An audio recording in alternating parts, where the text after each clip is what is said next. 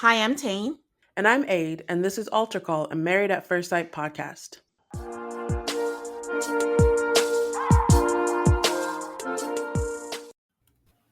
Hi, everybody. Welcome to another new episode on Auto Call Maths. Still no maths, so we are continuing our coverage of Love is Blind UK, and we will be covering the second batch of episodes, episodes 5 through 9.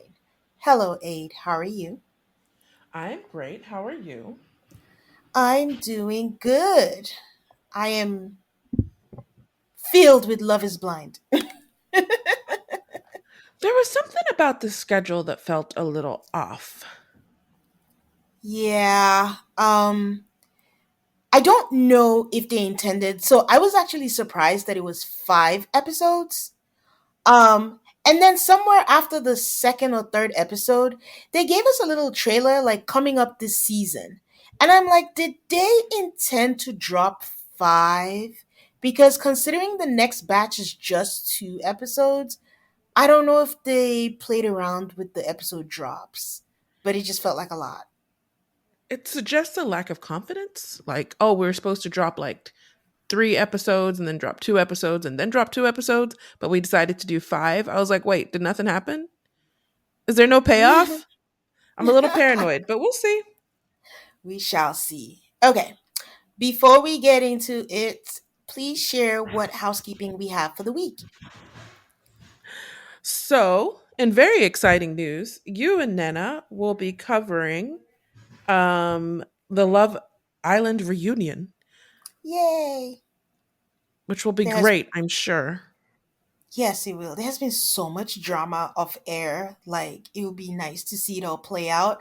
And I'm also curious to see how Ariana is as a reunion host because that's a whole different ball game. Part of me is like, she's been on Vanderpump Rules many seasons. She's watched Andy Cohen many seasons, but watching is not doing. Yeah, but the pro that she has is that she has some kind of relationship with them. I think that always goes a long way. So much of a relationship that a lot of these people keep calling her Ari. I think I mentioned with Nana, like that really gets on my nerves. Not even the people on Vanderpump for 10 years call her Ari, and I don't know why they decided they want to call her Ari. But if she doesn't mind, I don't know why I'm mad. But I was curious. I was like, why? Why? Okay, it's up to you if you want to be mad. But even if she was mad though, she can't say it. She can't be like, "Stop calling me Ari." So we would never know. She could. On TV? Oh God. Or surely there are some off camera moments where she can be like, oh, I actually don't prefer to be called Ari. But anyways, yes. So look out for that, guys. That should be fun. All right. So what's going on with the Married at First Sight people? Not much, but I'm gonna do things a little different and also give, since we're talking about Love is Blind, and do some Love is Blind updates. So, on the math side of things, Emily is officially divorced. Last week, we talked about Lauren trying to get Orion to sign the divorce, and he does not want to. But it looks like Brennan had no issues, signed his papers, and she's free. And I don't know if it actually happened. I think it did, but she went live with Lauren the last weekend or something. I don't know if anyone joined and they can tell us what they talked about, but that was the announcement I saw. Okay. Kristen from the San Diego season looks like she got an endorsement, and she's endorsing Hungry Root and the meal kit box. And it was interesting because the route she took was using her boyfriend. I mean, she did mention, "Oh, I moved back to Virginia. I'm hard lunching my man and making dinner," but she never showed him. It was just a tease, and she made 2 plates. It was tacos or something like that, but she never showed him. But good for her for making the coins. Good. I'm happy anybody makes money after being on maths for being on maths. And Lindsay, whose wedding is in 2 months, put up a or reposted something that said, "I want to try the wife thing again because the last time I think I was the husband." But why? You're about to embark on like a new chapter in life that is happy. It's just very weird to want to reference back, but we met her. We know. I say we met her. Um, Not literally. Sometimes you just let your petty out, no rhyme, no reason. Moving on to Love is Blind updates. Alexa and Brennan had their daughter, and her name is Vienna Ziva. I love that name so much, and congratulations to them.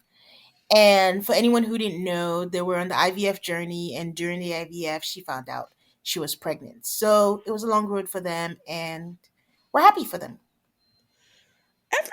I'm really happy for them. As you guys know, Zach and Bliss had their baby earlier this year.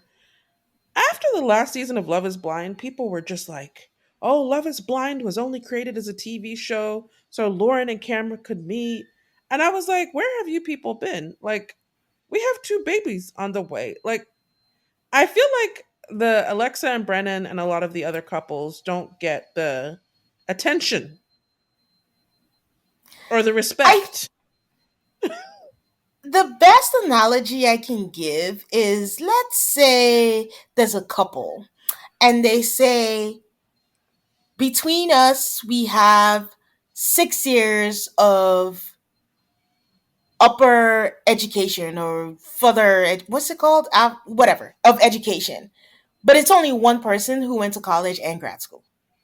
Season 3 is the only one who has, like, besides Lauren and Cameron, the bulk of it is season 3. So it's not like they don't want to give them the respect, but I think people consider season 3 a fluke. So that's why they keep tossing them to the side, is like, take them aside and this is what we have. But I hear what you're saying. I'm just I think they just attempting to forget be them. funny. Basically, Really? no one hit the cultural zeitgeist at the right moment when we were all sitting at home during the pandemic, like Lauren and Cameron. So people just forget that Love is Blind has some successes to claim besides Lauren and Cameron. And the other one that was also in the same season. People even forget, yeah, people forget forgot their names. Amber and Barnett. thank you. People forget them too. It's really weird. Anyway, I'm really happy for Alexa and Brennan and for Zach and Bliss. Okay. Flipping over to the other side, Izzy. Izzy likes to present like he's a nice guy, whether on his season of Love is Blind, whether it's on Perfect Match, but it looks like he cheated on his girlfriend, and his girlfriend aired everything out, showed the text messages and everything. And I'm just, why would you do it? You are somewhat of a public figure. Nothing is sacred anymore. There's videos, there's text, there's evidence. People don't care anymore. They will air you out. And also on the flip side of it, like, just men with sexual indiscipline are just like yuck. Like, what is it that is so terrible that you can't break up and you just have to cheat? Like, what is the problem? I mean, we know he's insecure, so maybe that is the problem. But yeah, there was that. That happened. I feel like there was like picture evidence, and I vaguely saw this. Looked very Hmm. bad for Izzy, but as per usual with those things, I'm like, but why? Anyway, why did she choose to air that out? Why? It's the anger. And also, I keep saying it, we live in a different world where you or I might think like, oh, this is private, but in the world we're living now, everything is just aired out. Everything is for everyone. So, normal I think I'm behavior. like, I understand why you would tell all of your friends, literally every last one of them. Yes.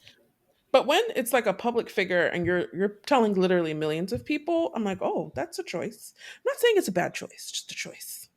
Yeah, but people don't have friends anymore. The public are their friends. That's who they communicate Okay, with and talk with all the time. So, all right. I don't know who so people are because I have friends, but go ahead.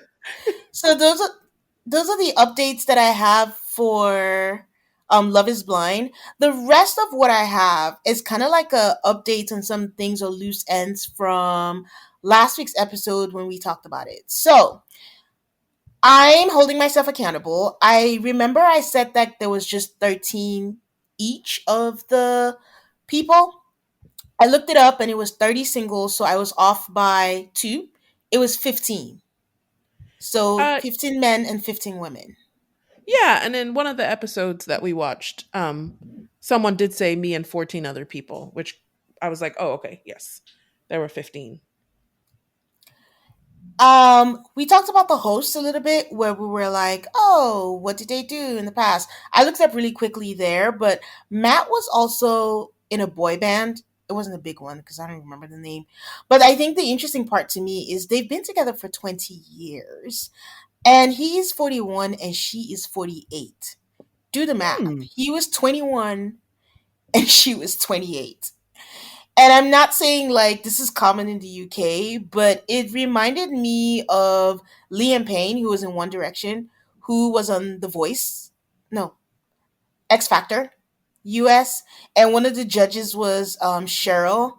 I forget her last name. Sorry, guys. And they got together. He has a baby for her. She's much older than he is, but I think he was maybe 18. But that was interesting to me. They've been together 20 years. They're very public about some of the struggles because Matt suffers from addiction and he got over it. So good for them for all these years. And she does have extensive hosting experience. She hosted the Circle UK, which I also found interesting because I'm a fan of the Circle. But apparently, you can't watch the Circle UK on Netflix in America, but you can watch the Circle France and the Circle Brazil, but not UK, which Wow. I found very weird. But you know what I expect you to do? I expect you to get a VPN, log into Netflix, and watch it. Girl, That's what I I expect have of you. other ways. I just don't have time. And also, I think it was spoiled on one of the podcasts. But yes, it's just very interesting that they just wouldn't have it, and I wonder what the laws and whatever are. And also, last episode, I think we were like, "Oh, these people don't seem like they want to be on TV," and yada yada yada. Well, Nicole has been on TV before. Nicole was on a show called "Come Dine with Me," which is pretty popular over there. And if you had to guess, Aid, who else of the women do you think has been on TV before? I saw a thing, so I'm not going to Oh, pretend okay. like I'm real smart. I saw a thing that said that Okay. Kat had been on Yes. like 3 shows. Yes. So that is not surprising to me. So yes, she has been on TV before. So just holding accountable that maybe they do want to be on TV. So and that was it. Yeah, that's all I got for Maths LIB land. And we'll take a break right now and get back to talking about this week's episodes. Okay, and we are back. So, Aid, how did you feel about this week's episodes besides it being a lot of episodes? It was, you know what, I'll give them this. There was I felt like a lot of things happened. I feel like a lot of progression was made. And of course, the bubble was burst, For some Yeah, couples, I'm like, yeah, I don't know about you anymore. yeah. What about Um, you? yeah, I think I feel the same way. Like, a lot of the times I'm like, ugh, this is dragging. And then my instinct is to say nothing is really happening. But when you sit back and think about it, no, a lot is happening. So I don't know what that feeling is. And it's surprising to me that this UK people have a lot of feelings. Aren't they supposed to be like stoic and I don't know, put your chin up? But there's a lot of feelings and baggage and past things, and it's a lot. What an observation. It's What do it's you not mean? that it's not that I think the British people don't have feelings. I just have always thought that they are less romantic. Ah, And I British see. people have told me this directly, actually. Going back to the first batch of episodes, when Ollie was like, "Oh, I haven't done any like grand gestures the way you did for my birthday because like we're more real than that." I was like, typical British man. Like from what I have heard, they just don't do the things that the Americans do. That's what they told me. They're like, "Yeah, you Mm, Americans are like you do things for your significant other, public things, romantic things. We don't do that." But other than that, mm. no, I'm not surprised by all the feelings and the baggage and the whatnot. They are people. Yeah. So, the only other thing I wondered why we went into this was how they were going to go back to the real world and do the locations. Because for the US, everybody just, they pick the same, one state and everybody goes back to the same state and that's it. But this is literally all of the UK. We have someone in Ireland, we have someone there, some people in London. So like, how are they going to do it? And it was answered within the episode. So basically, my question was answered. Okay, so let us start with Nicole and Benaya. So after that frozen look that she gave us at the reveal, the next thing we see is her walking and saying she had to talk to one person. I'm like, well, who else are you going to talk to? We know it's Benaya.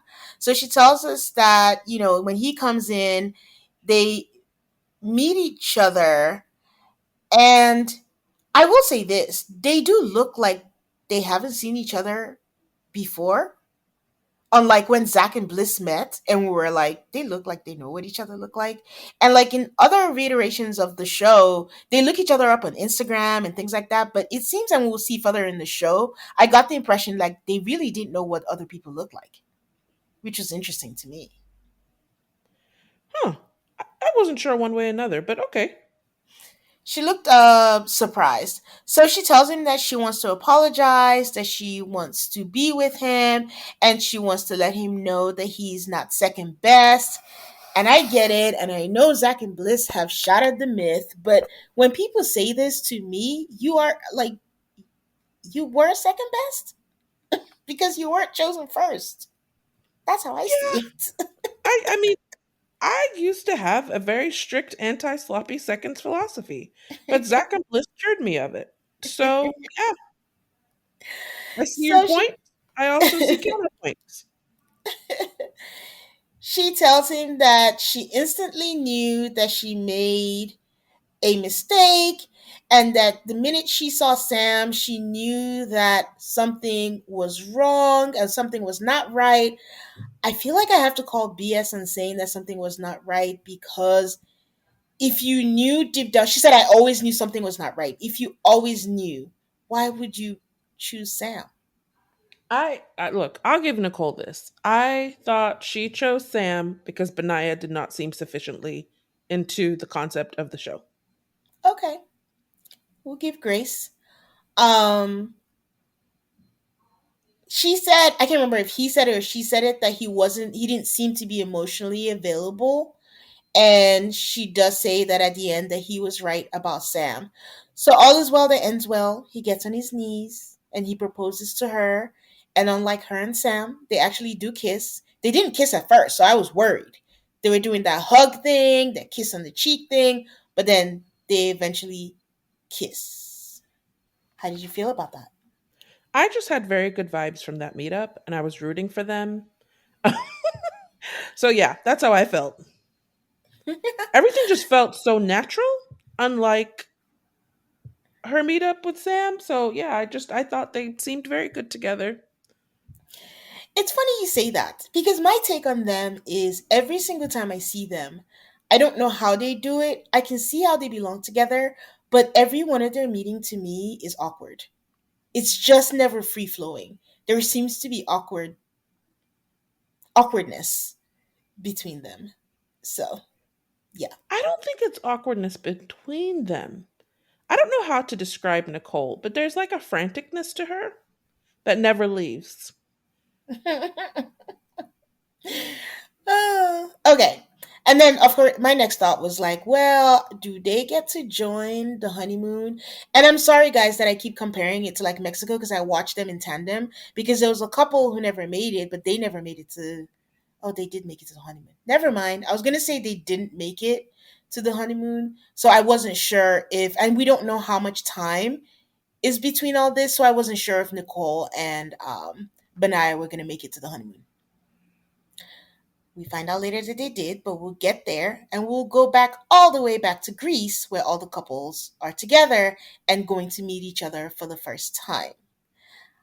I get almost as I get excited when all the couples get to see each other, not as nervous as the reveal, but I'm just always curious to see what it's like, because that dynamic of the women knowing what the women look like, the men knowing what the men look like, but the opposite genders not knowing, I find it a little exciting and thrilling, especially if there was a triangle.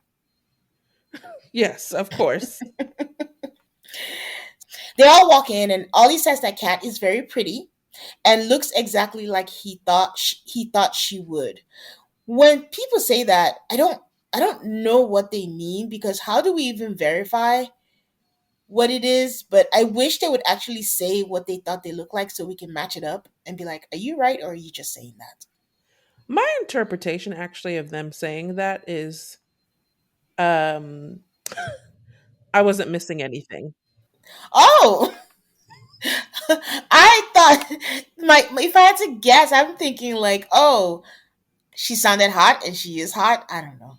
Who knows with these people? I feel like that's a way of saying though, whatever she sounded a certain way and whatever I thought she looked like, I feel I'm not saying it's an insult, but it Yeah. is sort of a confirmation of my decision. Like, it's not as if something about the way she looks could have changed my mind because she looks exactly the way I expected her to look. Hmm. So Catherine pulls Ollie aside for a chat and claims that she doesn't want any drama, but it bothers her that he said he called it off when she was the one that called it off. And I don't know if we talked about this. I know I saw this somewhere, but do you remember him telling them a different story Yes, I pointed than it what out in happened? our last episode. Okay, And you said, "Oh, because I didn't notice that," but I said something about it because yeah, I noticed it because he did. okay, because again, I argued again with my husband about it, and I was like, I didn't know this. I don't know what he said. But anyways, so they go back and forth on what happened, and this is where I forgot to mention at the top of the episode, the UK editing really, really throws me off. If I have a critique about this franchise, it's the editing. It's so choppy that I don't know what to think. I don't know if they're trying to make a story or if the editing is just not up to par. Because this would have been a great time to show us a flashback, and we didn't get one. So I don't know why we didn't get one. But the conversation ended on that part. He apologizes. He said that he's sorry. He didn't mean it to come off that way. And then it started veering into the usual Love is Blind territory where they start having unnecessary chats that should not be had. Because why, Aid? They are engaged people. I don't care if you're in pods together. Some conversation is just inappropriate when you are engaged or in a relationship with someone else. And inappropriate isn't. It's not to me so much that it's inappropriate. I'm just wondering what is the purpose. What is the purpose of having this conversation? How does it serve you to have this conversation? It serves the producers of this show, but how does it Yeah. serve you? Yep. Unnecessary and inappropriate. So he starts asking, oh, do I look like what you thought I look like? And she's like, oh, what about me? Do I look like what you thought? There's the throwing back of the head, there's flirty laughter. And I'm just like, what is happening right now? All the I, while, this is I just going. want to Oh, go make ahead. one little point too. Yeah. In terms of, you said that there wasn't a flashback. There wasn't a flashback, but Tom and Maria were doing one of my favorite of these show things, which is when one couple is sitting there gossiping about another couple. And Tom said, oh, he said that he broke up with her. And they discussed how that is not what happened. Yeah.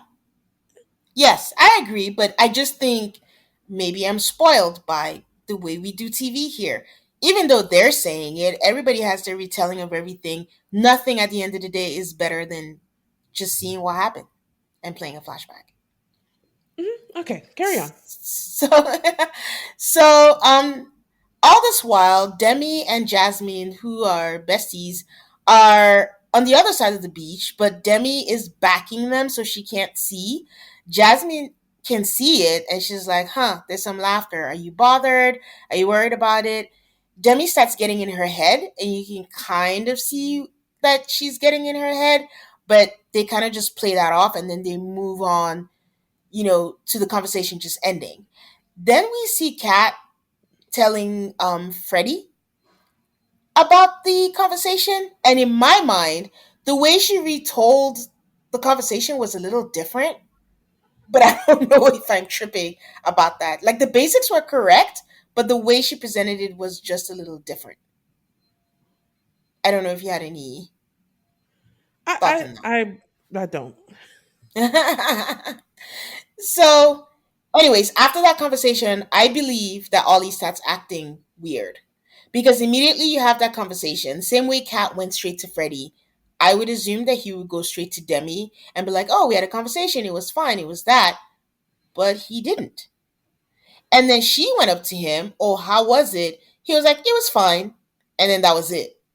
I don't understand why he wouldn't tell her what the conversation was about. And in the middle of talking to her, what does he do? He goes, "Hey, Bobby, come over. Let me talk to you for a second." I was like, "Oh my God, that is terrible. Why would he make that choice?" That was not good. No. Then, while talking to Bobby, he tells Bobby that, "I feel like there's still something between me and Kat." And Bobby's like, "Yeah, I saw it. That Kat was eyeing you." And he's like, "Oh, you saw that too?" At this point, I don't even know what to think because I do believe that Kat is like flirty and she laughs a lot, she cries a lot, she does all that stuff. But to go to the point of saying that she was eyeing Not him, there's you. something still there, you were way over on the other side. How did you see that? So I don't know that I was quite there. But in the middle of that conversation, Nicole and Benaya walk in and everybody screams and runs to them. And people were really excited to see them. when when I saw the reaction of everybody when they came in, I was like, these people really didn't like Sam. Like they really did not like Sam. So yeah, so that was the first meetup that we had with all of the couples. Do you think it was like a good, like, I think the vibes were good for the most part. I think a lot of them were getting along, so it was a good first reveal for everyone. Ugh. It's always drama out of those first meetups. And that's the only reason to even have them all together is for drama. So this meetup delivered on the drama that they were looking for. All right, we're gonna go to the couples now, starting with Catherine and Freddie.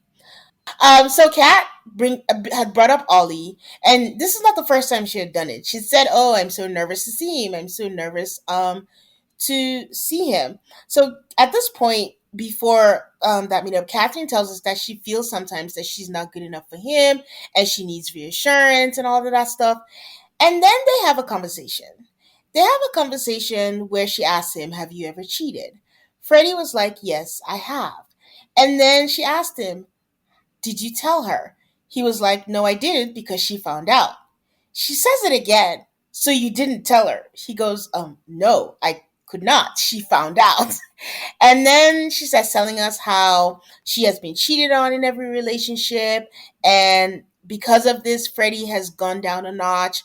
And I honestly couldn't understand this. Like, I understand, like, the trauma or it's the wound opening itself again, but it almost felt like she was looking for problems because you could be with someone who's never cheated and you could be the first person they cheat on, that they've cheated on. So it's all a gamble. Like, that is why you do the show. Do people forget that Love is Blind is a gamble? Well, I also think Freddie did not provide the best explanation. Okay. Like, I think there's a big difference between saying, yeah, I've cheated, and honestly, it wasn't great, and I don't plan on doing it again, and just being like, yeah, I cheated, and I didn't tell her because she found out. I kept on waiting for him to talk. You need to start, if you're going to make that type of confession, you need to have your growth story ready. Oh, I cheated, but this is how I'm better now. You can't just leave it at I cheated, she found out. I was like, okay, Freddie, what else you gonna say? What else you gonna say? Well, after that conversation, if we were looking for the definition of withdrawn, Cat was the definition of withdrawn. She started being very weird. Like, I just thought the punishment didn't fit the crime because he was being honest with her. So, before you know it, these couples are meeting up again. And in this meetup, Cat is being a little weird. Um, at this point, a couple of the couples have had sex, and I think the host came in and they were talking about it. And as soon as they mentioned like the physical, Demi is downcast, and she just physically, like, you could visibly see that she looked sad. And it looks like Ollie knows how to talk to everyone but Demi because he's talking to everyone and kind of talking about being unsure. And I kind of don't blame Demi for feeling sad at this point because when you don't have information, you create stuff in your mind. Right. Yep. So, the group settings is getting to them, and Ollie feels like they aren't like the other couples, and saying something about feeling isolated, and they're all aside. Catherine decides that decides that she wants to talk to Demi because they were friends and all that. She tells her like, "I have no feelings for Ollie. I feel nothing for Ollie. Like, trust me, there's nothing happening there." At this point, do you believe her? Actually, I do. Okay. I don't think Kat has feelings for Ollie. I think Kat has like feelings about the Ollie situation, which is a different thing. Okay. That's fair. Um, so then after that's done, Kat tells Demi that she's not being herself. And like even Freddie is like, why is she quiet? I'm like, this is not the right way to phrase this. Demi's like, it's not Ollie, that Ollie's not the one. I don't want them to blame her. And this was the fear that we had last episode where we talked about the fact that we don't want her insecurities to bring her down. But like a programmed doll, like all the time, all Demi says is, I'm happy, I'm happy, I'm happy. Bobby, Jasmine, and Ollie have a chat. And Jasmine tells Ollie that in the last time they met up, he should have pulled Demi aside. And Demi is feeling down. And Ollie said like he's overwhelmed and he only wants to talk to Demi. Before he could even go up to talk to Demi, um, we see Demi and Sabrina goes to talk to Demi and she goes with Kat, I believe, and then asks her, "Are you okay? Are you okay?" And at this point, even I'm annoyed. I think it was too much. Like, I think they put her on the defensive and she's like, you know what? I don't like this. Everyone's going to think it's because of Ollie. I don't want to blame it on him. That I'm only tense when I'm in the group setting. And after a certain point, when people keep asking you, "Are you okay? Are you okay?" I can see how that's going to get annoying. I my response to that is like, so if she's not okay, what are you planning to do? Like you have to ask once and then let people figure it out on their own. Yeah, Like, how is it helpful for you to? Are you okay? Are you okay? You don't seem okay. yeah. So going back to the conversation, Jasmine still goes on to say, to be honest, like, are you feeling her or not? And at this point, I am annoyed at Jasmine. Like, you have to know when to drop it. Ollie already said he's overwhelmed. Ollie already said he's going to talk to Demi, and that's the only person he wants to talk to. But Jasmine keeps going on and on and on, and is like, oh, like, you just have to say it. Like, it's not that hard. You should just say if you are. And I don't care if you're defending your friend. The words like, Demi is an insecure girl and she needs reassurance, that is not words that is defending your friend. I did not like that at all. I didn't like Jasmine's method, but I will say I did think her intentions were always good. I do think they're good, but if your presentation comes off wrong, it's not the words you say, it's how you say it. It's not going to be received. And also, if your intent is to do something good for your friend, you are putting a wedge. Like, you really have to respect people's relationships. And honestly, All these very people just true. met. They just But you met. know what was interesting? Once we met Jasmine's mom, this whole scene made much more sense. Show me your parents and I'll show you who you are. So, but I will say this at this point, again, which is why I'm attributing it to the editing. No one can actually say what it is that Ollie has done. I think everyone is painting him as the villain. Ollie's the one sucking the life out of Demi. Demi has actually not said that Ollie is doing anything except feeling weird about the whole cat conversation and them being the focus and everybody thinking there's tension and all of that stuff. But what is the actual crime that Ollie has done? He has not appeared sufficiently into Demi for their eyes. Ah, That's the crime. okay. All right. They could have done a better job of like spelling that out, but maybe it's just me. I Um, mean, Bobby could have said, "Hey, man, why are you talking to me? Go talk to Demi." That could have been useful. But anyways, I think he did though. He said you just need to have a chat with her, and he was like, "Yeah, yeah, yeah, yeah, yeah, yeah, we'll have a chat and all that." But Ollie says he wants to go home. Like he's not doing this anymore. And this is when Demi comes over to him and he's like, and to me, when they're talking, even if things could have been salvaged, the minute he said, I never should have come here, I thought that was the place of no return. I mean, I was wrong, but I can't believe he actually opened his mouth and was like, I never should have come here because I would have taken that personally. You know what's interesting? Home and I never should have come here started to take on a different meaning. I thought he meant this meetup on this vacation, and home was back to their room. Anyway, See, perspective. I did not even think about that. I thought I wanted to go, but Demi was like, if you want to go, go. Like, nobody's stopping you. But at this point of the episode, I was just like, oh, I didn't want Demi's body language to contribute to her demise. But, you know, this is where we are. Demi had told us previously that, that she and Kat look very different and that it's at the back of her mind whether he might be his type and how are they going to deal with that. But after this whole meetup and this whole drama and everything, the morning after, I want to say that I was so relieved when I saw Ollie walk up to her because I truly thought that he had gone home. But now that you mention it, maybe home really did mean their room. And either way, I'm grateful that he was still there because I really didn't want them to go. that's Um, I was never worried. I knew exactly what he meant. so Ollie asked, like, is this experiment for them? Because the experiment is probably making them not be themselves, but they're like, oh, they're gonna work on it. They're gonna, see how it goes, and maybe when they go back to the real world, they will see how it plays out. Not gonna lie, at this point, I thought they were gonna go back to London and they were gonna bow out of the experiment. I honestly still didn't expect them to be together. I kept on waiting for them to say something about not moving in together. That's what I was waiting for, and then it didn't Yeah, happen, and I was grateful. yeah. So after that meetup, also Freddie and Kat are speaking the next morning also, and Freddie's upset that he has put seeds of doubt in her, and she's like, "Oh, I know it's not nice to hear that you've cheated," and he starts crying, like not tears rolling down, like he's sobbing. And she does her best to console him. And I don't know, it annoyed me because I'm like, does this mean that if he's honest and vulnerable, like she's just gonna withdraw? Like, is this just a case of because they don't know each other, or is she just looking for an excuse to go away from him? I don't know.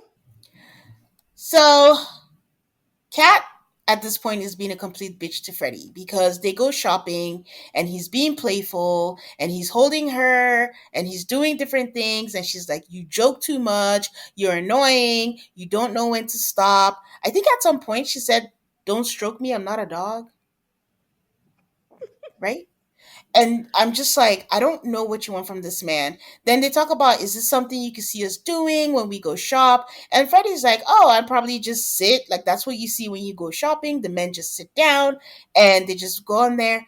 And after saying that, after she seems so irritated by his company, Kat is like, well, but you're my man, you're my partner. I will want you to shop with me. And I'm like, what in the codependency is this? Like, what exactly does Kat want? I don't know. That was the shopping thing was real bizarre.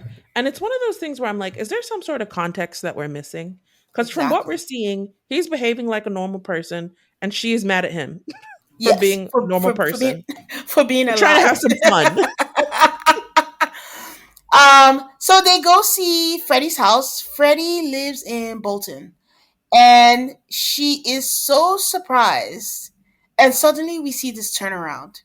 And I'm like, she's happy that he's an established man with money, maybe, because she apologizes to him for snapping at him and for not being patient with him. And she does mention that, for having all this at 32, that's pretty impressive. So that was my take on it. That, you know, a good looking man who kind of has some money. And she's like, maybe I should be nice to this guy. You really don't like her. Carry on. No, I don't. I know I do not. And I know we didn't talk about it a lot, but the apartments that they move into is gorgeous. The view is gorgeous. The balcony is gorgeous. It looked pretty spacious for an apartment in London. And their neighborhood is in Camden, which is I got to explore it a little bit when I went in January, and it does have a lot of character and all that. And I don't know, they chose a really nice apartment. It was nice. So the name of the apartments are Stay Camden, and oddly enough, they look like are advertised as like a short term, obviously furnished rental. But Hmm. someone on Reddit was like, "Oh, I lived there, and the rent was what'd she say, like £6,500 a month, which is like Ooh. 8,000 American dollars." But I was like, why did you live there? It's not doesn't seem to be a place designed for living. It's more like a short-term stay. So that was interesting. She also said that while those apartments are really nice, they are right under the train station and they probably didn't sleep well because it's really noisy.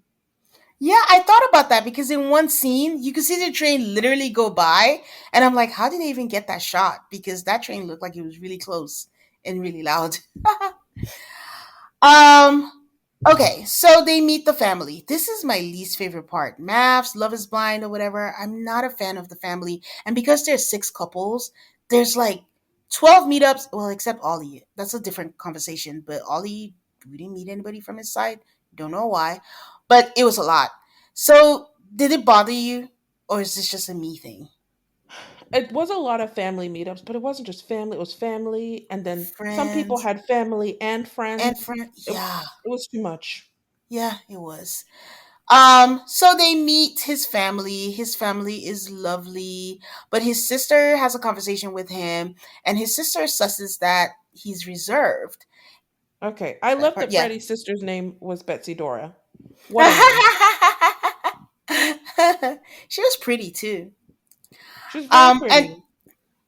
they had a really nice moment where Freddie asked his brother, who he had mentioned, who has Down syndrome, to be his best man, and you could just tell, like, they were just a loving family, and they were really nice to Kat too. They do go visit Kat's family, and somehow Kat thinks that because she was adopted, that's why she's being mean to him. That's my interpretation. What she said was like, because she was bullied a lot and because she had to stand up for herself, that's why she's sassy and that's why she snappy and that's why she reacts to him that way.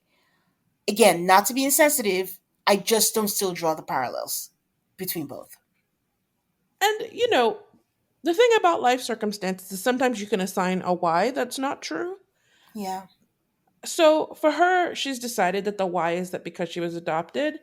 I'm not going to dispute that with her, but whatever, anything in life can make you, including being bullied for any reason, a Yeah. person who might be on the defensive.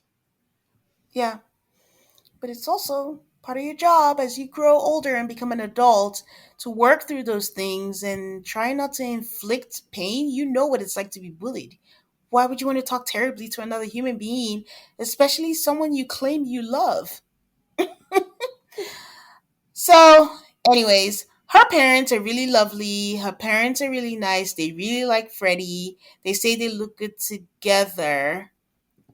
And they go out to dinner and they're talking about things and what's going to happen. And Freddie is trying to talk about the things that make him upset. And she tells him, like, yeah, I know I'm snappy. I know all about it because you won't shut up about it. And I'm like, what? Like,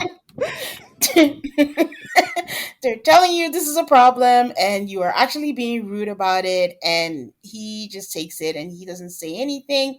So they continue talking and he says, like, yeah, I was just thinking about it. If we got married, I was wondering, like, would you be offended, like, feel some type of way if you had access to my money? And I was wondering if you'd be offended if I left all my stuff to my sister instead of you. I thought he was gonna ask for a prenup, but those were his words. Like, if I left all my stuff to his sister instead of you. And she's like, if you don't want to get married, just tell me. I think he had the right idea. I think he came out wrong, maybe? Oh, it came out so bad. I'm like, Freddie, as much stuff, you have a house. You met this girl like 3 weeks ago, not even. Yeah, you need a prenup or some other legal mechanism to protect yourself Yeah. in the short term. But the way he asked it, it didn't even they're right. This whole time I'm like, oh, he asked for a prenup. He just asked for it really awkwardly. But he didn't do that. He just said, oh, I'm gonna change my will to make sure you Yeah. can't get any. And also, I mean, I'll give Kat some credit, whether or not she's being mean to him or whatever. If that is going to be your future wife, I'll be offended if you're like, yeah, you don't mean anything. I mean, I get it, you just met, but I'm going to leave everything to my sister. Like, that is not the way to soften somebody up. But I've said this on the podcast before, and I'll say it again. In 2024, why are people offended by a prenup? It's a logical, sensible thing considering you're meeting through a non traditional route. So it makes all the sense in the world to me. But I think that part of the problem is that he didn't just directly ask for a prenup. He talked about some other stuff. Yes. Um, so on the flip side, they meet her friends. And they're meeting at a restaurant and they ask what do you, they say they look good together, they look very perfect. And then they ask him what he does. He said he's a funeral director. Maybe it's just me. By their reaction, you could tell like a funeral director is not a sexy Instagrammable job. They were just like, "Oh, that's interesting." Uh, And what the hell does Kat do for a living? when she met with her parents later, didn't they say she has to? Somebody was talking about she has to look for a job. Oh, she's a oh my god, it just escaped me. I know she trains with she's a dental she said she's a dental assistant And because then his she parents teaches swimming or asked. something. Yes, for children with Down syndrome. Okay, so She I'm did. just. I was wondering what glamorous job she did that we were going to judge Freddie for not having a glamorous enough job. I did find that interesting that she did not mention the swimming part to his parents. Like I would think that would be something relatable considering they've had to live like they've raised a child with Down syndrome. So at that very second, I'm not gonna lie, I'm like, I hope she's telling the truth about that. And it's not something she did many, many years ago one time and then that was it. So Oh, you really don't like this girl. Carry on. um she's rude to him again because he explains that they asked him, do you have any doubts, and he's like, yeah, I mean, I do have some doubts. I feel like our lifestyle is completely different. Like she likes to go out and there's some things that I've never heard about, and somehow you could visibly see that Kat is annoyed by it because Kat is like, I don't say like I do this all the time. I don't do this every day, so I don't know why you talk about it. He was like, I think she mentioned, was it Nobu or something? He's like, I don't even know what that is what he said. So he was trying to make a point, but they keep trying to, I don't want to use the word gaslight, but I think it was very clear what he was saying, but they're trying to tell him, like, no, she doesn't do it every day, so it's not a problem. But you are different. I thought it was very interesting that it was similar to the conversation in some ways that she had with Ollie in the pods about Yep. going out and whatnot. Yep. I don't think Freddie was judgmental about it though. I really just think there are some people who are homebodies and some people who are not, and he recognizes there's a difference in them. And I don't know why her friends were so offended by it. Or she. Yep. Yep. And the friend is like, oh, do you think you could match her lifestyle? And I'm like, you just said she doesn't do it every day. So what lifestyle are we talking about? So I don't know. In some way, I kind of feel like it gave credence to what Ollie was alluding to. Like, Kat just gives me the vibe, again, not facts. Kat just gives me the vibe of she wants to be in the happening, the things that are like current and all that kind of stuff. But I just think own it. It's not necessarily a bad thing. If you enjoy what you enjoy, so be it. But anyways, she tells him to go get a drink. And he's like, yeah, I'll just go get a drink. And I'm like, wow, that's crazy. Then she tells her friends about the, I don't know, prenup, will, whatever you want to call it. And her friends are like, oh, so in 20 years, when you have kids and all that, like, you're not going to get anything. That sounds unfair. And I'm like, are our friends dumb? In 20 years, you would have known each other better. and you would have known where you stand, and it's safe to agree that you're probably going for the long haul. But for right now, you don't know each other. So, of course, it makes sense it's going to be his sister for now, and you could just sign that. But I don't know. Wasn't a fan of the friends either. Wasn't a fan of the friends. Wasn't a fan of the idea that, like, I don't know, Freddie owes her something Yeah. at this early date. I Yeah. wish that they would have had a better conversations about prenups and structuring them. Because no, if you have a prenup after 20 years, there should be something in there that, helps you all out Yeah. in making things fair. Yeah.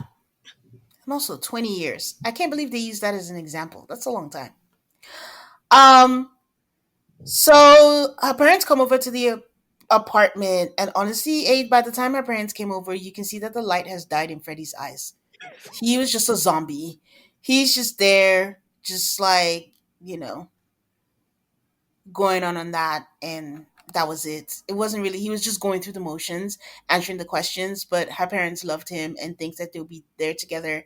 They give some advice for marriage, and I don't know, uneventful. And that was it for Cat and Freddy. I don't know if you have anything else. I am praying for a no for them. Which, in terms of like, yeah, the pods are an interesting place because I feel like they're the classic, like, things were so good in the pods, they left the pods, and real life is a little bit too much. I hope that Freddy is the one that says no. I don't want her to have the satisfaction. I don't care who does it. I just don't think they should be together. And I don't, I think Kat has as much right to say no as Freddie does. Yeah. All right, I will move on to Tom and Maria. Like Aid said earlier, Tom had already shared the tea with Maria, and when Maria said she's excited to see the other couples, especially Demi and Ollie, and Tom says, "Interesting dynamic those two," and I don't know what he based that on because he hasn't met Demi before, Oh. so I don't know what he based that on. Then Maria says that she was so sure that it would be Kat, and that and shares the tea that when Kat was with Freddie, she said that she could picture her life with him, and she broke it off with Ollie on his birthday. And then that's when Tom says Ollie told him the opposite. They talk about something, like I said last week, Tom and Maria are my favorite couple, but Tom honestly lost points for this because he said that he kind of judged Maria because she was a makeup artist. And The go ahead. I was very frustrated by this conversation because I didn't know what judge meant. Okay. I was like, are you judging in the sense that like someone who's a makeup artist can't be smart? Or are you judging in the sense that someone who's a makeup artist can't have any money? Because that's what I was really trying to figure out. Agreed. Because, and that's where, again, I'm just going to blame editing or not telling the story right. Because at some point, I couldn't tell what it was. I had it down like, because at some point when she was making her point, she was like, "Are you thinking like, oh, I'm not going to make enough money or something like that?" And he was saying, like, yeah, because the number one thing, like, for breakups or something like that, is like, people want to have jobs or financial security. And I'm just like, if that's the angle he was coming from, on the flip side, who knows, she might just be a makeup artist to one celebrity and make all the money in the world. So to your point, it's like, what exactly is it? Just your stereotype, like, if you're a makeup artist, it's not rocket science, so therefore you cannot give them as much respect as someone who, I don't know, went to med school, but it wasn't I really clear. It wasn't clear, but I did think it was more about having a job versus having a career path. Mm. Um and I don't know that he said anything that crazy, to be honest. And I think that's the thing. When you don't give clear information, we're just all going to speculate, assume, and not know what it is. And while I say that he lost points, I do appreciate that he was honest. I know it was like, bring your best foot forward, but Tom is like, this is me. Because also, you have to understand that before they started this conversation, they were talking about him being. They say time waits for no one, and neither should payday. To keep your money moving in the direction of your dreams, get Earn In. EarnIn is an app that gives you access to your pay as you work, up to $100 per day or up to $750 per pay period. Just download the EarnIn app and verify your paycheck. Then access up to $100 a day as you work and leave an optional tip. Any money you access plus tips are automatically repaid from your next paycheck. You can use the money you get from EarnIn to make sure you have your spending money ready for your fun spring break trips to the beach.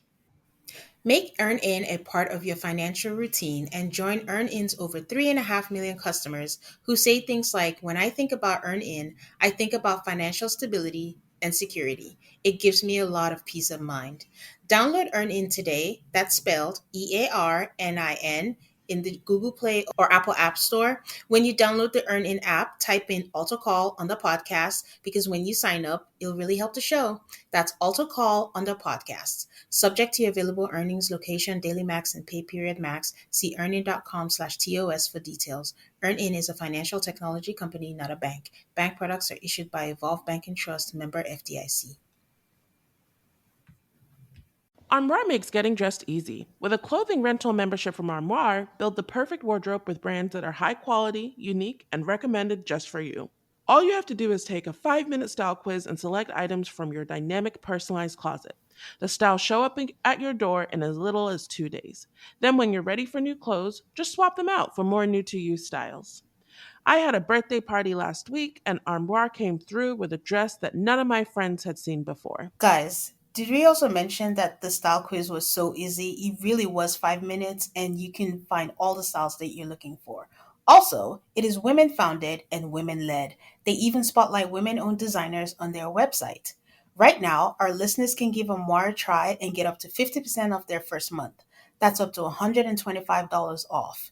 Just visit amoir.style/autocallmaths. That is amoir.style ARMOIRE.style/ALTARCALLMAFS to get up to 50% off your first month and never worry about what to wear again. Try more today.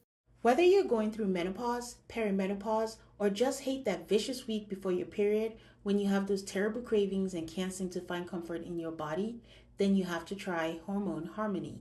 Happy Mammoth, the company that created Hormone Harmony, is dedicated to making women's lives easier by helping you maintain optimal hormone levels. That means using only science backed ingredients that have been proven to work for women. They make no compromise when it comes to quality, and it shows. Hormone Harmony contains herbal extracts called adaptogens that help the body adapt to any stressors, which includes chaotic hormonal changes that happen naturally throughout a woman's life. With over 17,000 reviews, join the women who keep mentioning how the biggest benefit of taking Hormone Harmony is feeling like themselves again. For a limited time, you can get 15% off your entire first order at happymammoth.com by using the code AltoCallMaths at checkout. That's ALTARCALLMAFS. On his phone a lot, and he made a comment like, I'm sorry, I'm a very high powered PR person. And I don't think he was joking. I do think that Tom is that snooty or whatever. So that lays the line for what he's really thinking about, what he thinks of a makeup artist and stuff like that. But I do appreciate that he was honest. They talk about stuff, and she was like, you can't judge someone, based on what they do. You can't be judgmental. People go through different things in life, yada yada yada. They work through it. But the flip side of it is like he knew that she was a makeup artist, and he still chose her. So was it really a thing for him? Like I it think wasn't a deal breaker. the question still remains like, is it your profession? Is it the thing that you do and you make enough money to support yourself and you can do it in the long term? Like, yeah, I think that's a valid question to ask, especially in light of some of the other things that Maria has discussed. Yeah, for ice cream. And we'll talk about that. They go visit her hometown.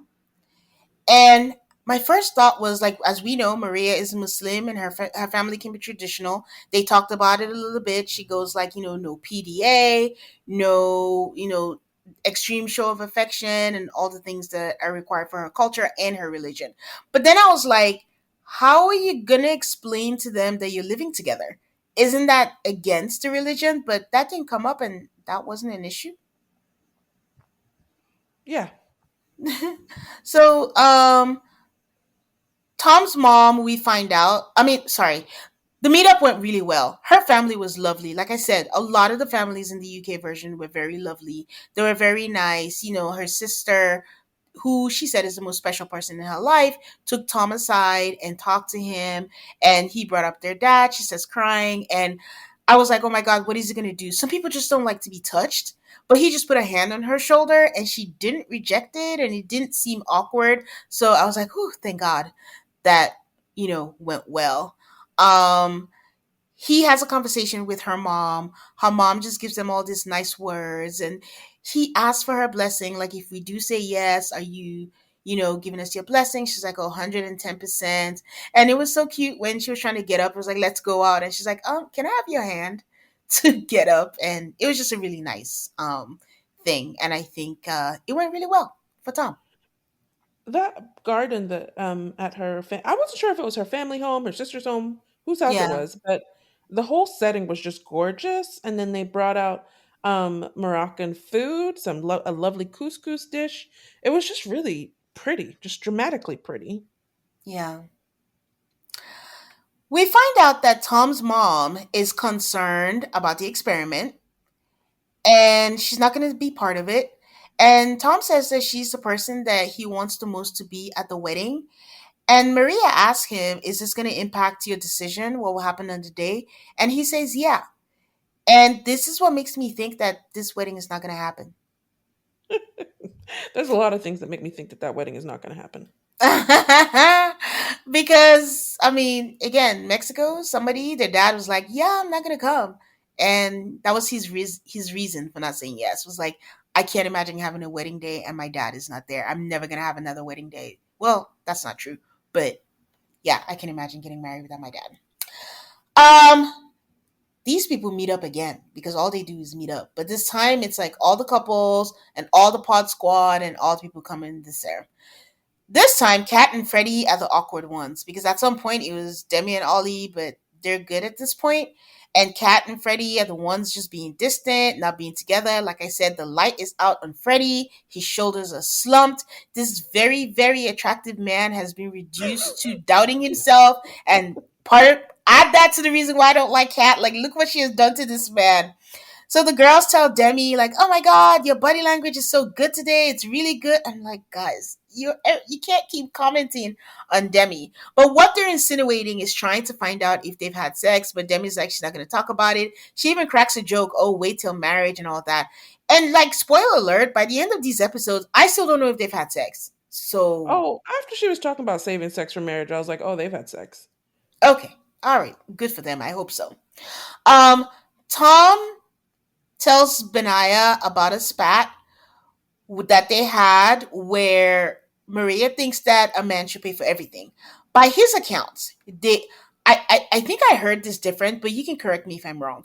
Because the story sounded different the second time when he told his sisters. What I heard was they went out to dinner, he paid for it, it was fine. The next time they went out for ice cream, she was like, "Oh, I got it." And then he was like, "Cool." He didn't think about it and she paid. But then later she's like, "I can't believe you let me pay."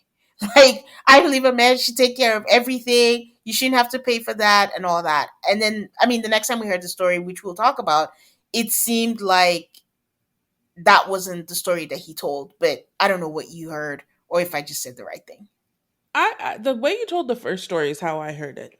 I think Okay. the part, look, this is where I was like, please do not get married.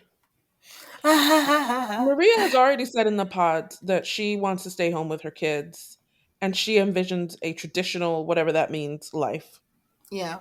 where there's a provider and she's a stay at home mom, at least for a while. And this, I think, leads into where we are now, where what bothered me about it was not her expectation that he paid, but the way he described her going about it, which was basically working yourself into a huff so that he can then try to guess why you're pissed. It's Yeah. not a good look. Then why did you offer? Why did you say I got it if you didn't really mean it? Like, why are we testing people? She's 30. Like, what are we doing that for? And also, she keeps saying that she did it because she wants to make sure he can provide. What about Tom says that he can't provide? It's But ice this cream. but this Tom doesn't Tom said in the pods, I don't want to be a provider. Oh, I am looking for a more egalitarian relationship. He does not envision this traditionalism that she's looking for. And as it's playing out in real life, I think it's a confirmation of the fact that they do not share the same values. yeah. So she should go by his words, not by the ice cream date. Like it's not gonna happen. But yeah, they are vastly on different pages when it comes to finances. So yeah, I agree with you. Some of the other pod squads come by.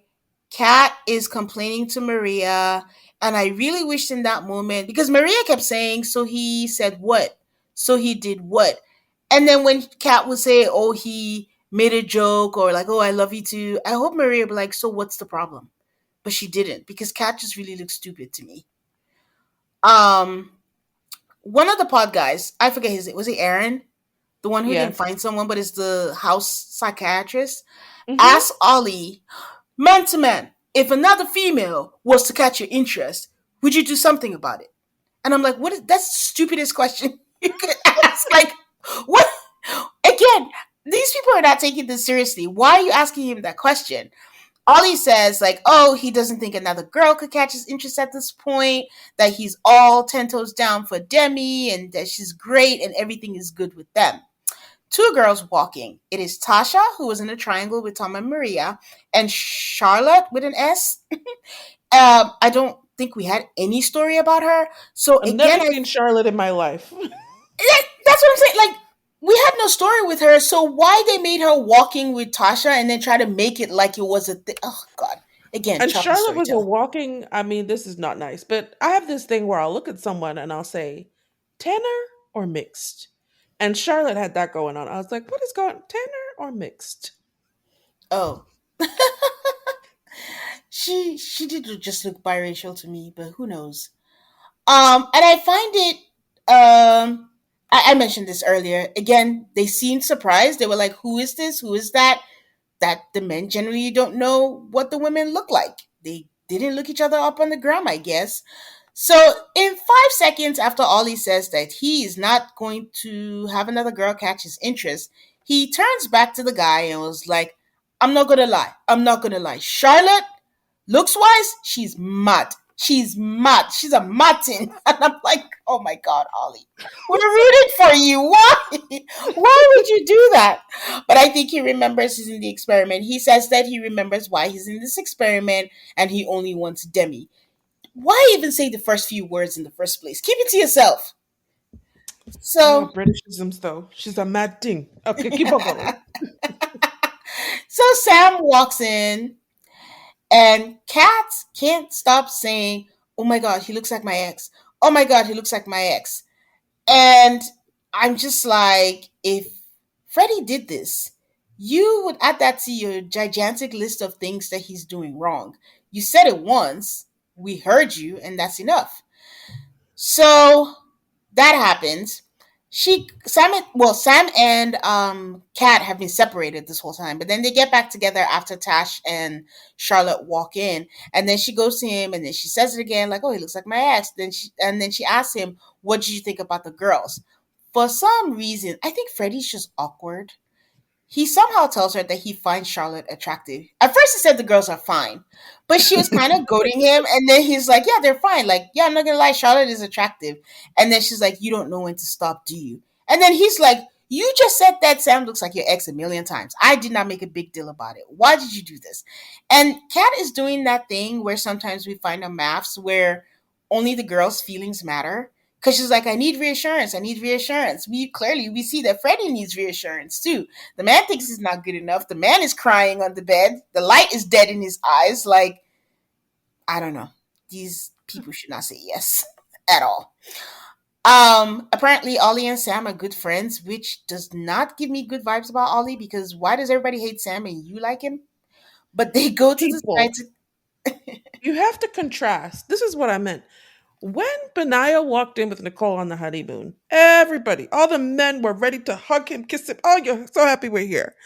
Sam walks into the group meetup. Only Ollie has anything to do with it. Only Ollie is happy to see him. I was like, that's your friend? Yep. So they go to the side and they're catching up, and he's telling him, like, I don't know what I heard. Like, it could be misheard information, but it looks like they're bad mouthing you and saying this. And Ben is just not having it. And he's like, okay, Sam is like, I need to have a chat with them. I need to let them know. So Sam grabs Nicole as she's going to the bathroom and asks, like, I just want to know the whole time we're together, like, was it genuine or was I misled? She was like, yeah, I felt like I loved you at the time, but they were just not right for each other. And while she's trying to talk, he immediately like bum rushes the conversation and he's like, oh, so when we spend the night together and you wanted intimacy and I said no, which by the way, I'm very proud of myself that I said no, that we should find out. And I'm like, so you're just trying to embarrass her at this point. Like, this is not a good intentioned conversation. He came for And war. yeah, and she just stares at him. And I'm just like, say something, Nicole. Like, it's not that. No, I was so proud of her. She gives him the ring and bracelet and tells her, and I'm like, where did she get that from? So when she was going to the bathroom, I didn't see a purse. Then all of a sudden, I saw a purse hanging on her shoulder. So I don't know if I just missed it the first time. But when I was wondering where did she get it from, and I was like, oh, her purse is with her. So she must have brought it in anticipation of meeting him. She she had said when she and Benaiah were talking earlier that she was going to give him back the ring and the bracelet when she saw him. Yeah, I know. I just meant like when they started the conversation, she said she was going to the bathroom. And on her way And to the bathroom, I didn't notice that there was a purse on her shoulder. I didn't see that. But yeah, then because in the there was a other lot of scene, editing. Because yeah, yeah, that yeah. was another thing. She didn't. She went to the bathroom. She came back from the bathroom. That's when he grabbed her. But anyway, Oh, okay. I thought it was too. Oh my gosh. All right. I had it all wrong. So he's like, no, you keep it. And she's like, nah, I don't want anything that signifies a fresh start with Ben. And no, I don't want it. So he takes it back. And this is really small, but something that really annoyed me when they hugged it out, he immediately says, oh, even though you got makeup on my shirt. And that really annoyed me because she's like, no, I don't have makeup. He's like, oh, that's right. Because you're natural. What does any of that mean? that Why even say that if you have no he's makeup a on your shirt? very he's a very hateful little man. That whole scene was very like I really loved it because I honestly felt like not that anybody was doubting that Nicole made the right decision, but that Hmm. whole meetup was very much confirmation that Nicole made the right decision. And I love Yeah. that she didn't try to say like, "Oh, I never tried to sleep with you" or whatever. She just like, "Say what you want, man. Say what you want." Yeah.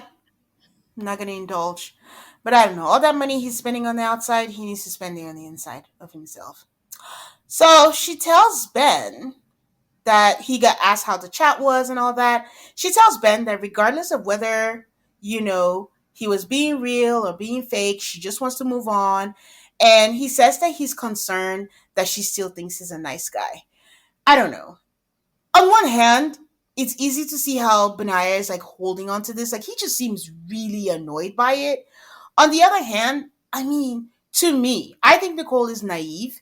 He married a naive person. He kind of just needs to get used to it. Like, you can't force her to think like he's a terrible person. Two people told her that he was terrible, and she still went ahead. So I don't know. He needs to let it go. Yeah, I don't understand. And he was like this in the pods too. This insistence that her worldview of Sam matches his, or Yeah, even the definition of whatever they want to call what they had. yeah. I don't understand why it's very important to Benaya that she shares the exact same perspective on a thing that honestly doesn't concern him. Yeah, and I think that again they should have done a better job of telling us why he's very much disliked. Because besides the comment of, oh, I don't know if I can pick her up, and then maybe Jasmine thinking he's disingenuous, it would have been better if we knew, like, if there were things he was doing that was rubbing the men the wrong way, that made them feel like he was there for the wrong reasons. I don't think that was conveyed strongly enough, besides Benaya's words. So then it seems like Benaya is overreacting. So, I don't know. Kat and Freddie are together again. Kat is saying that she feels insecure. She's telling us that she feels insecure. And on a night out, she needs reassurance. Night out, night in, at the shops, at the funeral home. Kat always needs reassurance, so it's just not a night out. And she says that she doesn't intentionally flirt, but he comes up that way, and then she laughs, and I'm just so annoyed at this point. We see her and Sam strike up a conversation. And she's just telling him, again, an engaged woman, oh, you're a good looking guy. You're so good looking. And she's being touchy and feely. I said touchy and feely. She's being touchy feely on top of everything else.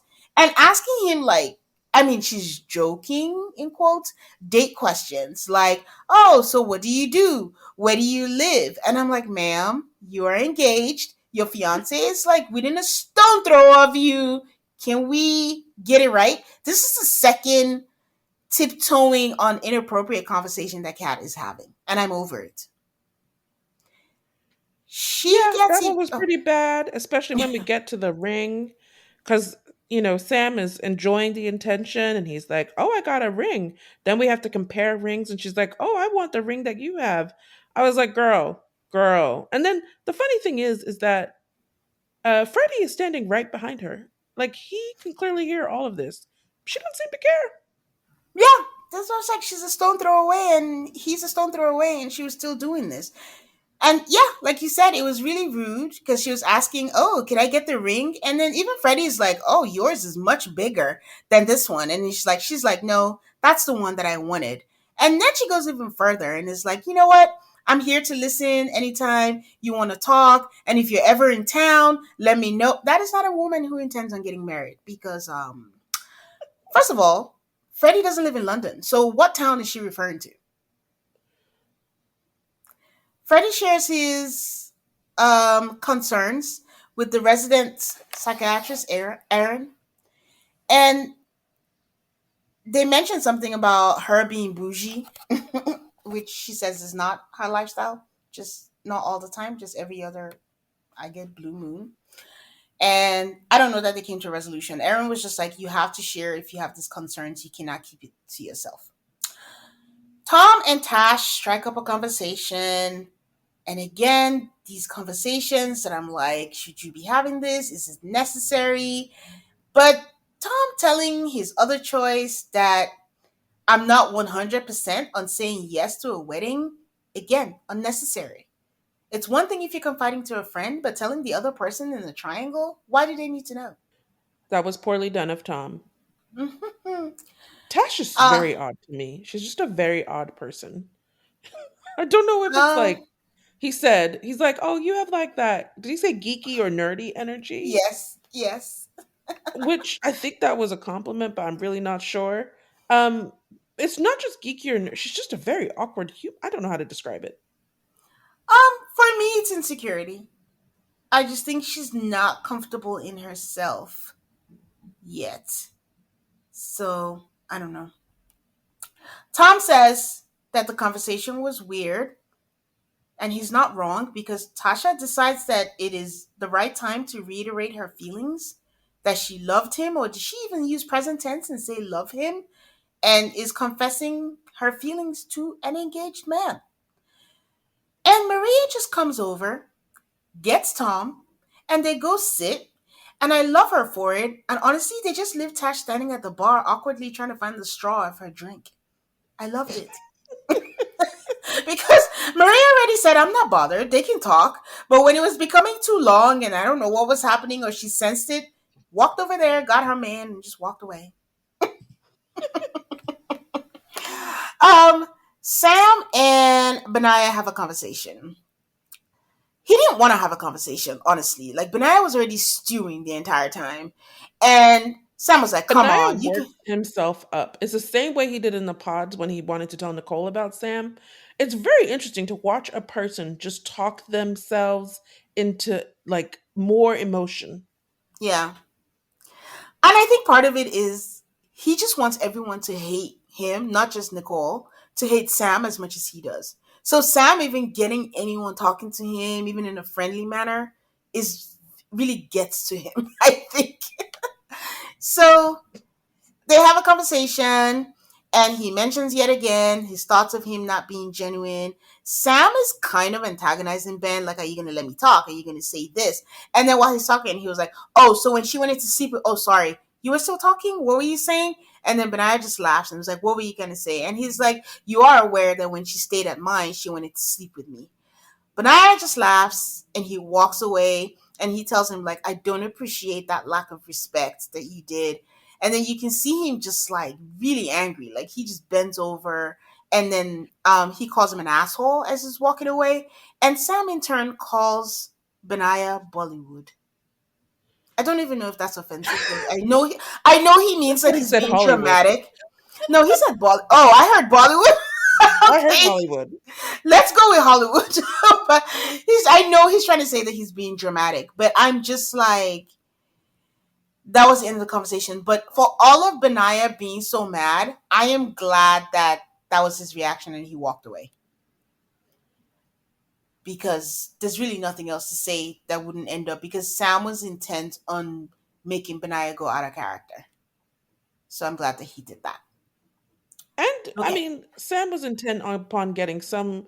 I think revenge is a very strong word, but people are very concerned about how they look, and he wanted Mhm. Nicole to look like she was like desperate for him, and it Yeah. really was not working. Yeah. And I also think Benaya confronting Sam just fed into what he wanted to happen anyway. Yeah.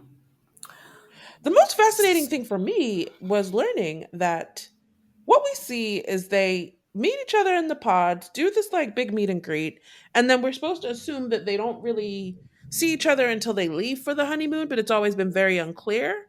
So it looks like they go home. Yeah. I was like, how did Nicole end up spending the night at your house or being at your house? Especially since, it was very at one point I was confused. I was like, did they do this in Germany? Because Benaya's mom kept on talking about Germany, but no, they did do it in Sweden. So I'm assuming they flew back to the UK before they went to Greece. Because how did he end up at when he said at my place? Where was that place? There's a lot of questions. It could be their hotel where they were after the reveal. Very true. That's Yeah. probably it. And for those who don't know, I think Aid let us know in the last episode that they filmed this in Sweden, not in London. Okay, so the next morning, Maria is asking Tom how the conversation with Tasha was, and he said, "Oh, it was intense." He tells her what happened and how she was confessing feelings and all that. And Maria says, "I find that very weird. Like at this point, it's disrespectful." And Tom is like, "Yeah, I felt really uncomfortable." I don't. In a way, I felt like Tom was entertaining the conversation, but just kept saying I was uncomfortable as a cover. I don't know. Did he look uncomfortable to you? I didn't think, I mean, I can't remember. To me, the whole Tasha Tom conversation was really not that deep. I thought it was disrespectful. That's I mine. Yeah, I thought it was disrespectful. Like, there's no reason for you to be confessing feelings to someone who's engaged. Like, if they break up, maybe confess. But right now, what do you want him to do? Leave her? So, um, yeah. So she says they talk about where they're gonna live and all that. Because his sister comes by. His half sisters, and they share the same dad. Is that right? Or they have different Yes. dads? Okay, I think they he's share the the same only kid with his mom that his dad with his had. mom. Yeah. And they all get along. He shares the story that, they have different views on certain things. He shares the story about the ice cream. And she says, yeah, where she's coming from, she's used to seeing people take charge, the men in her family take charge. And in terms of where they're going to live, she says that she's not comfortable moving to his place because if something happens 3, 5 years down the line, she's been paying a mortgage and she has nothing to show for it. And one of his sisters is like, you know what? I agree with that. I agree with it. Um, up to a point. I'm like, Maria, make up your mind. So, um, yeah, I agree I with it up to a point, but I also think, okay, well, were you going to pay rent at your wherever you were living before? So you were going to pay someone else's mortgage? In my general opinion, if you're going to move in with someone and you're going to pay some sort of rent, it needs to be cheaper than whatever rent you were paying where you lived before, so that there's a benefit to you and a benefit to your partner who has a mortgage. yeah. Everybody, like, there should be an evenness to it. I like me some Maria, but I'm gonna call bullshit on that. It's just a good cover to hide her whole thing because ultimately her belief is that all she's trying to say is the man should not I should not be paying anything. If I'm living in this house, you should be responsible for the mortgage. I should not be paying that. But this is the best explanation to say, oh, I'm not going to pay this or whatever. Because again, what do you think marriage is? It's all a gamble. You might work, you might not work out. You're going to lose some, you're going to win some. Like, it's just what it is. So I think it was just a cover for that. And she But also, when she was talking about the men in her family, she to me it was very. It wasn't just they take charge; it's that they pay for things. They are traditional. Tom has already said, "I not me." So I don't know if he's made it as plain to her as it probably needs to be, because I think this is just a difference in values that really can't be overcome. yeah, my last note on them was I like them, but I don't think they're getting married. Or rather, they should not get married. Ollie and Demi, they have many friends and family visit, all on Demi's side. I said I was just going to double triple check with you that we did not see anybody from Ollie's side. I ain't seen no one, not a soul, not a friend, not a buddy. This is a red flag for me because even at the Tux feeding, he had nobody. He had Aaron from the pods. So this leads me to believe that we are not getting a yes from He Ollie. mentioned he has four sisters. Not a one of them could be produced for this show. Exactly, and they were flying. People were taking trips From on the this Philippines, on this from season. Belfast. So yeah, I'm not feeling good about this. I mean, they might surprise me in the next batch of episodes. We'll see someone from Ollie's, but it's not looking good. Anyways, the first people are Jasmine and James, who are Demi's friends. They come over. It's pretty good. Ollie makes like a vegan guac, and her friends say they like him. It went well. Yeah, her friends were great. Like I said, all the family and most of the family and friends visits were good. Um, Earlier, Demi had mentioned something about when they go to the grocery store, he can't stay focused, he can't do things, he can't say anything. And my first thought was like, sorry, Aid, I know you don't like us diagnosing people. Was like, oh, he has ADHD. But I just didn't put any stock to it. Then they're in the living room. He gets her water. They're talking. She says that she notices this about him. And he's like, oh, it's so funny, the things you notice about me. And then he tells her and shares with her that he's been diagnosed with ADHD, that is something that he struggles with, and it's kind of hard, that he has never finished a book in his whole life because he just has problems.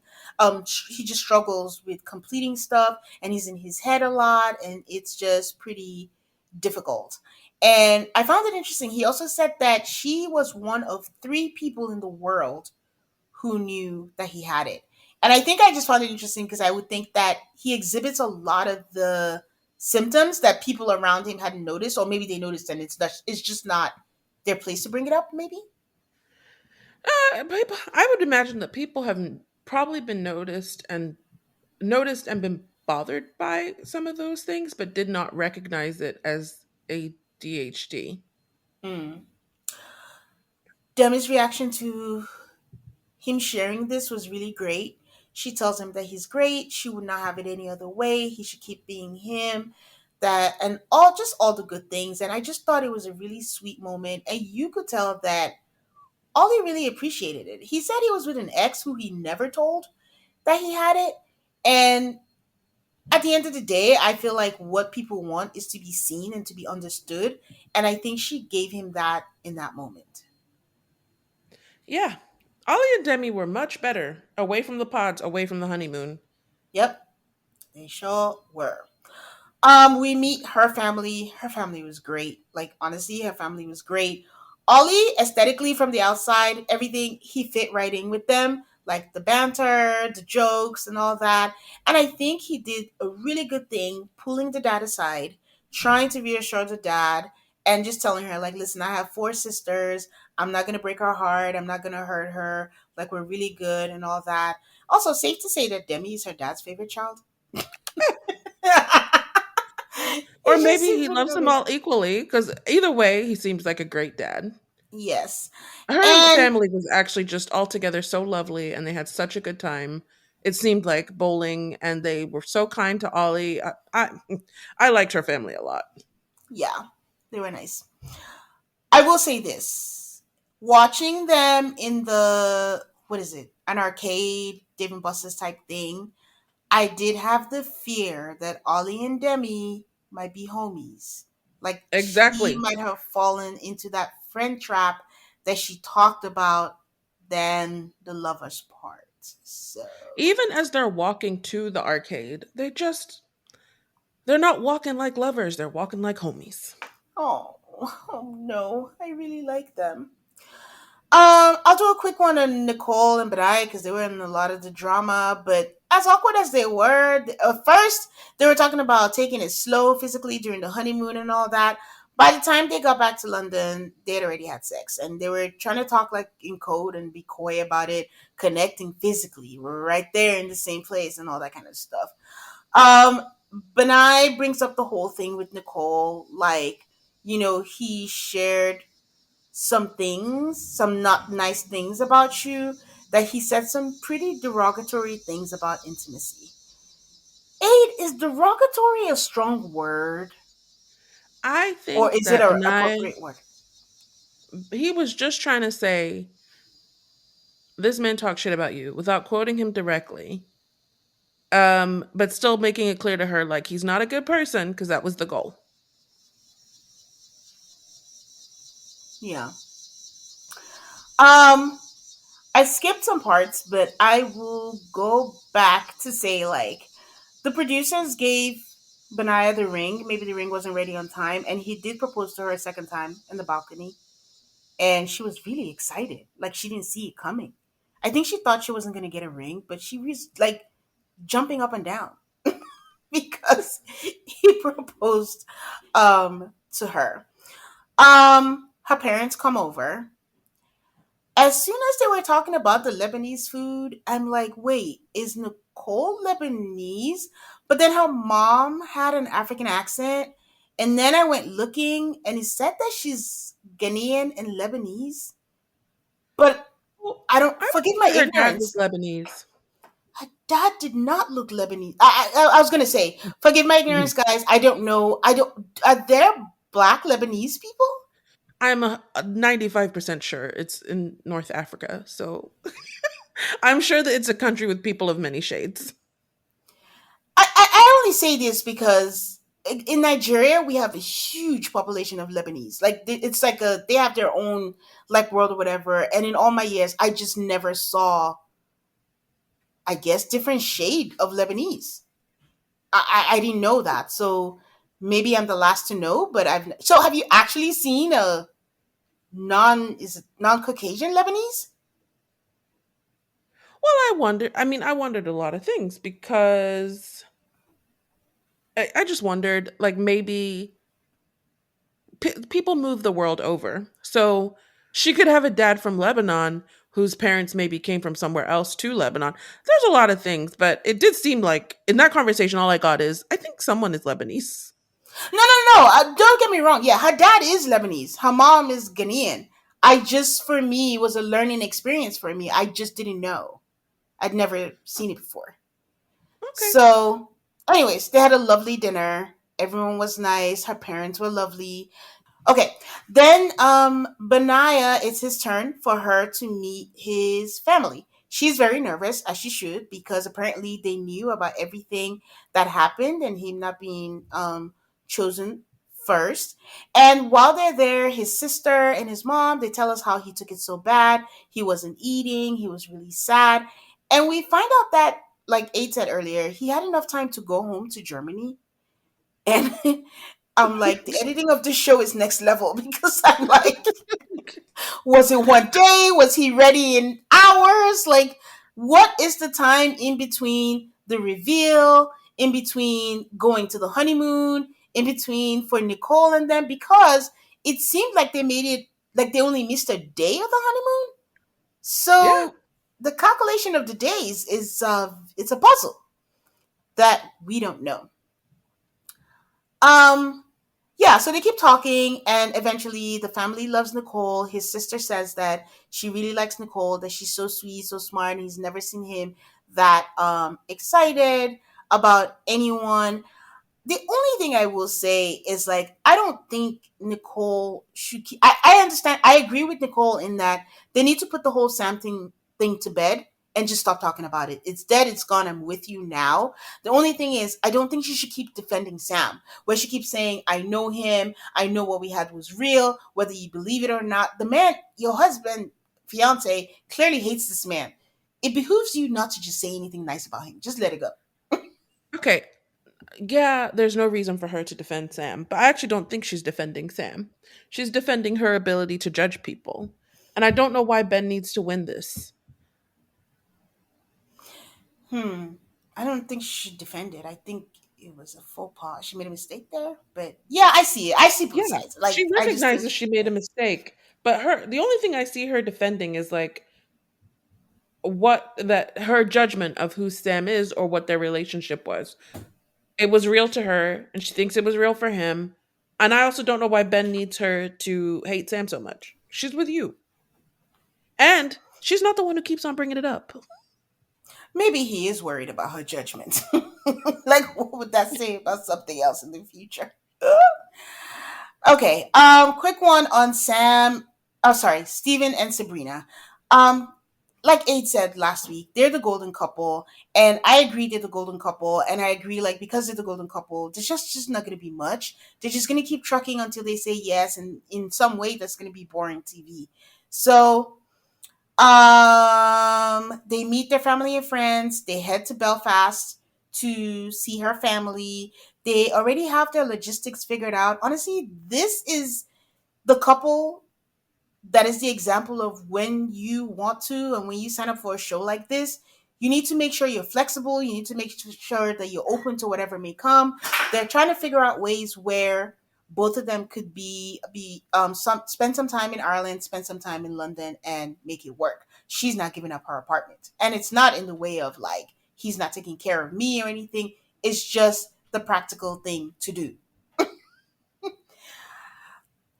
I will say that I found it interesting that when they went to her apartment, given that it's Love and Blind UK, they did not say Sabrina's flat. They said Sabrina's apartment. Maybe the Irish say apartment. Who knows? Um, Yeah. I did think it was interesting that they both chose not to tell their friends and family that they were engaged. And I liked it because she went in with his friends who were very skeptical, his friends and his brother who were very skeptical. And I Mhm. thought, oh, their skepticism is that they didn't know. And then they went to go meet her family. It was the same thing. Less skeptical, but still they didn't know. And I was like, did both of y'all do that on purpose? Not prep them Yeah. at all?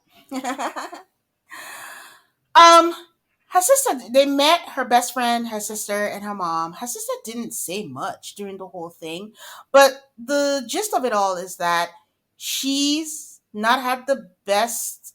She had to make the best choices in men, and they're very concerned about her. The common concern among the families that it's too quick and they're not sure it could be real and all of that stuff. But again, why I said they're exemplary couple is like Sabrina has made all these mistakes, but she's not bringing all of that into this. She's like, you know what? I'm just going to trust the process and I'm just going to try and I'm going to take that risk. If it fails, it fails. But she's not bringing that baggage of the fact that her picker has been bad in the past. She's just going to go into it with Steven. I don't, the thing with his families, the only one way, we've said it before on maps, is to be supportive. Like, while I get the way they feel, like, it's too soon, it's too quick, everything is a risk. It's not like those who do it the normal way still don't get divorced. Like, there's no, like, formula. So it's just baffling to me that the only option for family and friends isn't just being supportive. I agree with you, but like I said, if there had been more prep, maybe their families would have been better. If you had warned them, hey, I'm going on a show that I might get engaged, maybe the prep would be a little bit better. So my understanding was they knew they were going on a show. But are you saying like you think they did not know at all that they went on a show? I think they knew they went on a show. I don't think they knew that there was a possibility they might come back with a fiance. Okay, because I'm like, Is it possible that people don't know what the format of Love is Blind is?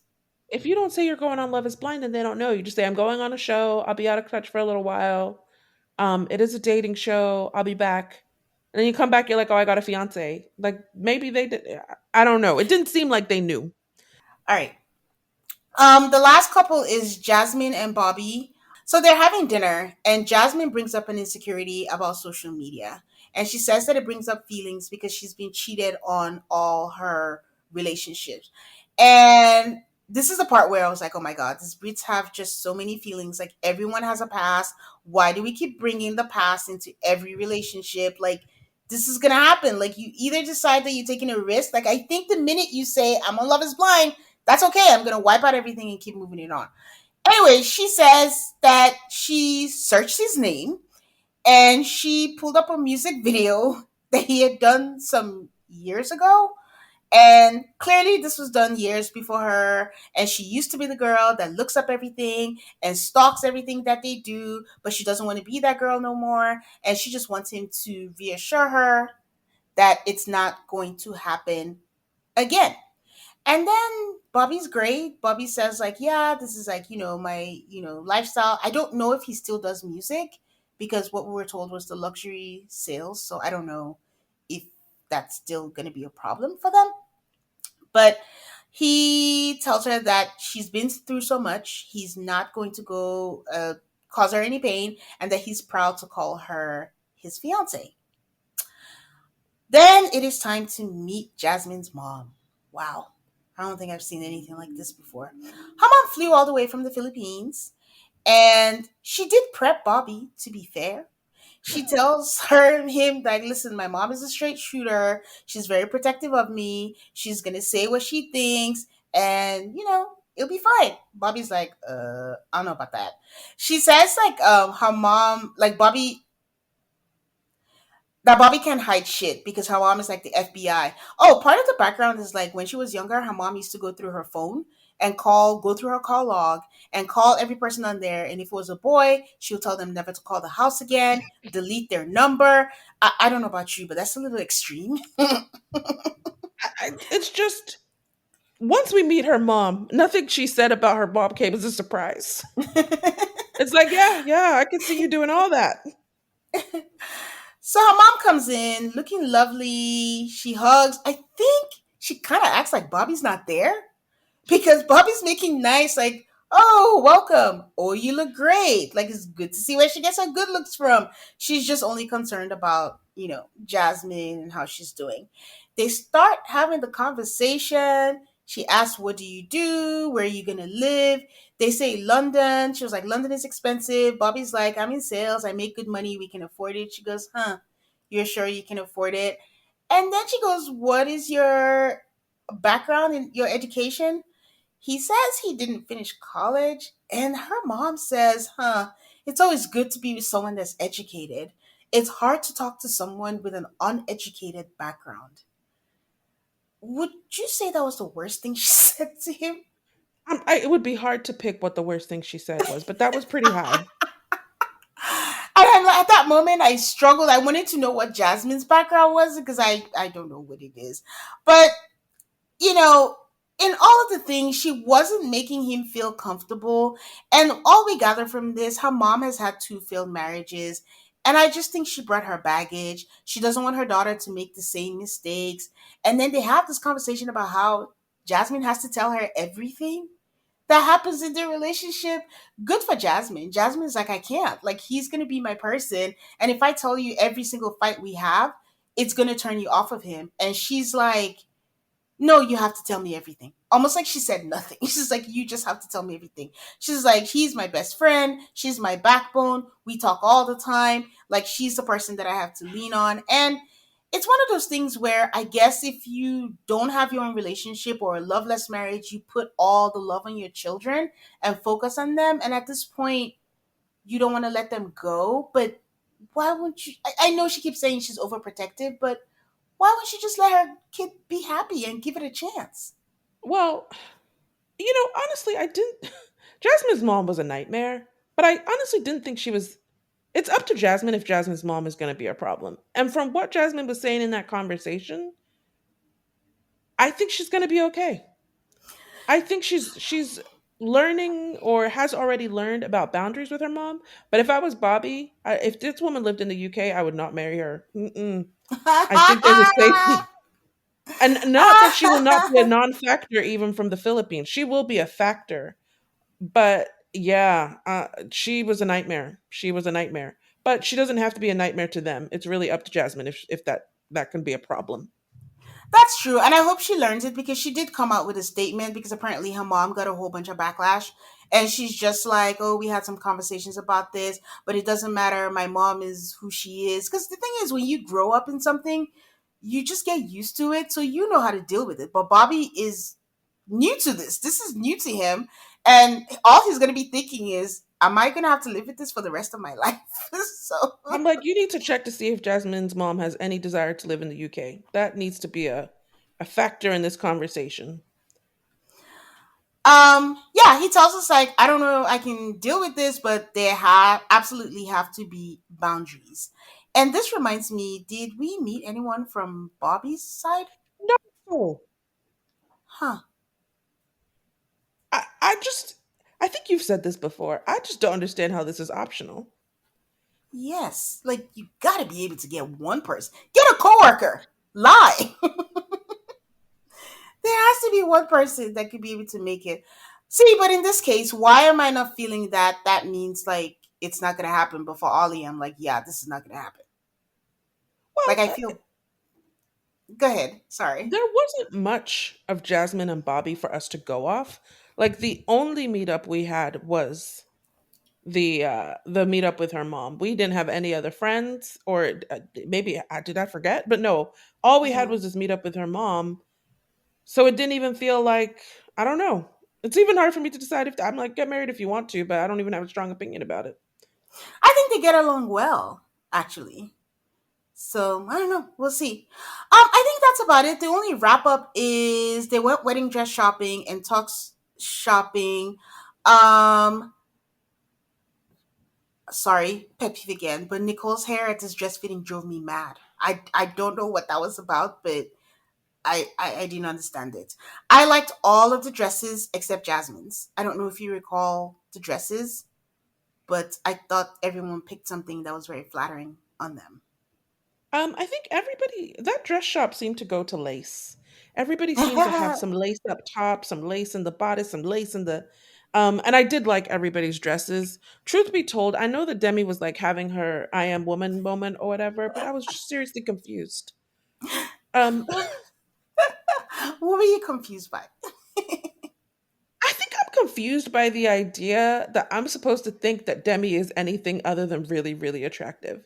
And I get that Demi thinks that, but like I don't I just it I think it just bothers me. I think it really bothers me that someone that skinny could think that they're and that pretty could think they're anything but very attractive. The world is a messed up place.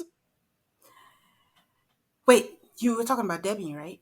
Yeah, Oh, you just said someone that skinny. You meant I okay, yes, and I meant it okay. too.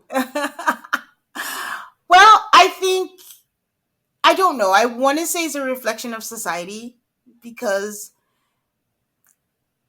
if you remember, I don't know if you watch America's Top Model, where Tokara was supposed to be the plus size model, and we look I back at the remember. pictures, yeah, and we're like, what? What are we saying? But it's just the world we living. Because I was talking to someone about Demi today, and the way that she was described was like, because they were talking about something, I was like, you mean Demi, like with Demi and Ollie? And they said, yeah, the fatter one.